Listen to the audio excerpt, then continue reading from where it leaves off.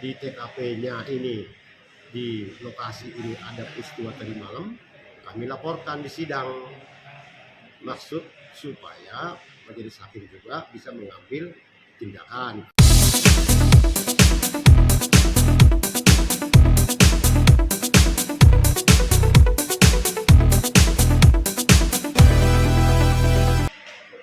Jadi dari Golden Leap kita sebagai tim lawyer dengan Pak Firman Panjaitan, kita sudah hadirkan saksi dari kita, saksi fakta sekitar 5 orang sudah diperiksa majelis hakim di Pengadilan Negeri Jakarta Utara, dan untuk sidang minggu depan berikutnya dari saksi ahli perdata tentunya ya. Itu pada hari ini saksi fakta yang kita hadirkan itu Pak Pendeta Daniel, karena kebetulan juga beliau memang ada di gedung dan memiliki salah satu unit di atas Golden Leap, dan kebetulan pada saat kejadian terjadinya intimidasi, terjadinya penggombokan, terjadinya pengerusakan dan hal-hal lain yang mereka lakukan oleh oknum-oknum yang sekarang ternyata mereka dari penggugat itu, dari timnya pengelola itu, saksi itu mendengar dan melihat itu tadi hari ini dijelaskan di persidangan. Dan ternyata bukan hanya Golden Leap yang merasakan ketidaknyamanan dan kesulitan-kesulitan yang dilakukan oleh pengelola, tapi juga saksi tadi, karena saksi tadi kebetulan beliau pakai kursi roda, jadi kesulitan katanya untuk menggunakan lift, eskalator sudah nggak ada gitu ya, sering mati, nggak jalan. Termasuklah itu untuk dalam hal penerangan, kebersihan, dan kenyamanan, terutama di dalam segi pelayanan yang disabilitas gitu nggak ada. Itu tadi yang diutarakan di depan persidangan. Oke. Nah, kami dari pihak tergugat ya tetap mengajukan rekompensi dalam arti gugat balik ya, sesuai dengan ketentuan hukum yang berlaku. Ya, kita buktikan, siapa yang mendalilkan wajib membuktikan, kan begitu. Kita sudah buktikan dengan beberapa bukti surat dan bukti-bukti lain dari keterangan saksi-saksi. Berikut beberapa bulan lalu kita hadirkan juga kesediaan majelis hakim untuk melakukan pemeriksaan setempat, dan melihat pada saat itu majelis hakim ya menyaksikan sendiri apa yang kita dalilkan itu seperti yang tadi ada korelasinya dengan keterangan saksi itu. Betul, memang fasilitas umum yang ada di gedung itu memang sudah tidak ada, ada yang hilang lah gitu kan. Adapun tersisa ya, tadi sudah disaksikan oleh beliau sebagai saksi di persidangan, memang sudah tidak layak dan sering tidak berfungsi. Itu kira-kira. Oke, Bang, tadi kan sedikit ada perdebatan nih di akhir sidang, ya kan, antara hakim, bukan hakim sih, Abang kan meminta penetapan, ya kan? Itu gimana nih, Bang? Oh iya, penetapan ceritanya begini, apa? tadi malam itu ada kejadian terkait dengan bahan bakar solar. Sehubungan karena udah beberapa lama ini diputus listrik ke Golden Leap, sehingga Golden Leap harus mempertahankan hidup, karena hidupnya karyawan ratusan orang di sini dan keluarganya juga, mereka juga harus makan. Ya, usaha ini tidak boleh tutup. Nah, jadi dengan diputusnya listrik negara oleh mereka, ya, listrik negara ya, tapi bukan oleh negara yang memutus. Ini ketiga kali saya katakan ini, bukan negara yang memutus. PLN mengalirkan listrik ke gedung ini, tapi ke ruangan ini diputus oleh mereka. Oleh karena itu, Golden Leaf menggunakan genset. Genset tentunya menggunakan bahan bakar solar. Tadi malam solar itu dihalang-halangi. Nah, terjadilah keributan di tengah malam hari. Ternyata setelah kita tanya siapa yang menghalangi ini, dia mengaku-ngaku dari pengelola. Sementara wajah-wajah pengelola itu kan kita udah tahu siapa-siapa. Karena ini asing bagi kita, ya kita desak. Nah, terus salah satu rekan saya, Pak Panjaitan, ya yang berpengalaman juga di bidang di lapangan itu, ya ditanya, tolong deh surat perintah kamu kalau dari pengelola siapa, ya kan? Nah, ternyata dia tidak bisa membuktikan. Oh, berarti kamu belum polisi ya, gitu. Ya, tolong kalau kamu tahu polisi, mana surat perintahnya, mana KTA-nya, gitu loh. Sehingga menimbulkan kegaduhan. Ya otomatis saya daripada terjadi keributan yang berlanjut karena banyak tamu-tamu yang ikut nimbrung dan memperhatikan dan melihat, dan tamu-tamu di bawah juga ikut nimbrung di situ. Wah, ini terjadi keramaian, akhirnya saya telepon ke Polres. Telepon ke Polres minta bantuan. Ya beberapa anggota dihadirkan. Ya rupanya sesama anggota itu udah saling bertemu dan mengetahui bahwa yang ternyata yang tadi dilarang, yang melarang solar itu ternyata oknum polisi, mengaku-ngaku pengelola. Nah, Pak Firman Panjaitan mendesak, mana surat tugasnya saudara? Kok polisi berpihak? Kalau polisi ya perkenalkan dirilah, tunjukkan surat tugas lah, kan begitu, itu aturan hukumnya kan. Nah itu ternyata dia polisi, anggota polisi. Alasan oknum polisi tersebut mematikan listrik dan lift tersebut itu apa? Oh, yang mematikan itu bukan polisi, dari pengelola. Itu udah sekian tahun yang lalu dimatikan. Cuma tadi malam oknum polisi itu yang melarang pengiriman solar, tidak boleh ngisi solar katanya di situ. Padahal solar kita kan kita beli dari Pertamina. Gitu.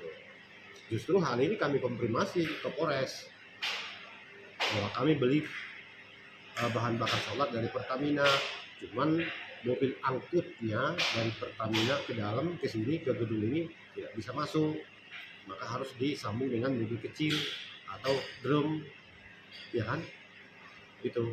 Bang, tapi udah pernah ambil langkah juga belum sih Bang untuk memviralkan dengan men-tag beberapa instansi pemerintahan sendiri gitu, agar berita ini juga lebih viral dan pemerintahan mengetahui gitu. Oh iya, terima kasih. Sebelumnya memang kami tidak ada untuk kesana, kita juga tidak menjadikan ini supaya jadi apa, jadi viral gitu ya. Nah, tapi kalau masyarakat sekarang udah persepsinya kalau tidak viral no case, tidak viral tidak ada kasus gitu kan. Nah, ya itu mungkin perasaan dan yang dirasakan oleh masyarakat ya. Nah, karena klien saya juga merupakan bagian dari masyarakat Indonesia yang mungkin merasakan seperti itu. Kami juga sebagai kuasa hukumnya ya berupaya untuk bagaimana supaya ada perhatian dari instansi yang tadi yang berwenang, supaya ini mendapat perlindungan hukum kepada yang berhak. Nah itu. Jadi kalau secara sengaja kita belum. Namun rekan-rekan wartawan kemarin itu, terutama pada kehadirannya sidang di tempat majelis hakim, ya mereka datang liputan kasus, ya silahkan. Oke. Gitu.